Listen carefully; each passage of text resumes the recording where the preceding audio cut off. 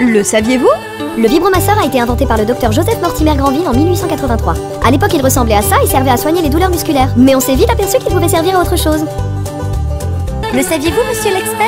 L'orgasme féminin est plus long que l'orgasme masculin. En moyenne, 6 secondes pour les hommes contre 20 à 30 secondes pour les femmes. Certaines d'entre nous sont même capables d'avoir jusqu'à une dizaine d'orgasmes d'affilée. C'est cool d'être une fille. Le saviez-vous? Il existe une astuce pour détecter un vrai orgasme, le réflexe carpopédale. En effet, un certain nombre de femmes jouissent avec un léger écartement des orteils qui est très difficile à imiter si on n'a pas d'orgasme. Bon, en même temps, pour vérifier, il faudrait avoir les yeux partout. Le saviez-vous? Si on réfléchit bien, le principe des jeux de rôle dans les rapports amoureux est un concept relativement récent. À l'âge de pierre, les fantasmes devaient être un peu limités. On pouvait être soit humain, soit mammouth. L'être humain est attiré par la personne possédant le système immunitaire le plus éloigné d'elle, donc le plus compatible pour la reproduction, ce qui évite de se reproduire entre personnes d'une même famille. Le corps humain a l'esprit pratique. Le saviez-vous? Au Moyen-Âge, contrairement à aujourd'hui, un bon coumeuf était une fille totalement passive et qui ne devait absolument pas prendre de plaisir. Si en plus elle pouvait ne pas parler, ne pas penser et faire joli dans le salon, c'était encore mieux. Un poisson rouge quoi, voilà. Le saviez-vous? Vos amis parfaits vous agacent avec leur soirée projection de films de vacances au bout du monde?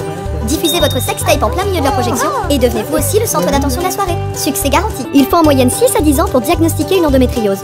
Donc n'hésitez pas à consulter rapidement dès les premiers symptômes. Par exemple, elle a attendu vachement longtemps. Qu'est-ce dit? Le saviez-vous? L'excès de romantisme peut être considéré comme un tue-l'amour. Par exemple, les bougies qui déclenchent un incendie lors d'un rendez-vous galant, entraînant de fait la suppression définitive de votre bien-aimé, peut être littéralement un tue-l'amour. Hashtag c'est chaud, hashtag j'appelle l'assurance, hashtag quelqu'un connaît un bon avocat. Oups. Le saviez-vous?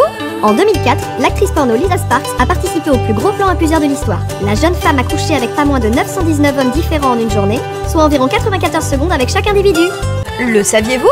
Il peut tout à fait arriver que les deux amis touche pipi tombent amoureux l'un de l'autre pour commencer une belle histoire. Et c'est tant mieux, parce que comme disait l'autre, aimer, c'est ce qu'il y a de plus beau. Aimer. Oui bon bah ça va Juliette, on a compris. Le saviez-vous? Le poète Jean de La Fontaine a donné son nom au phénomène d'éjaculation féminine. C'est d'ailleurs une folle nuit d'amour avec Madame Philippon qui lui inspira sa plus célèbre fable, La bergère et le gros taureau. C'est n'importe quoi ça Juliette. Quoi, c'est pas ça? Les castors, les cygnes, les orques ou encore les hippocampes ont la réputation d'être monogames. Comme quoi, y a pas que Juliette qui rêve d'un duo fidèle à vie. Le saviez-vous? Dans le film L'Exorciste, la jeune femme possédée par le démon se masturbe avec un crucifix, les yeux exorbités. Autant il est important d'avoir une certaine ouverture d'esprit, autant là, c'est peut-être un peu trop. Maud? Oui, je confirme. Oula, elle va tomber là, non? On va la laisser. Le saviez-vous?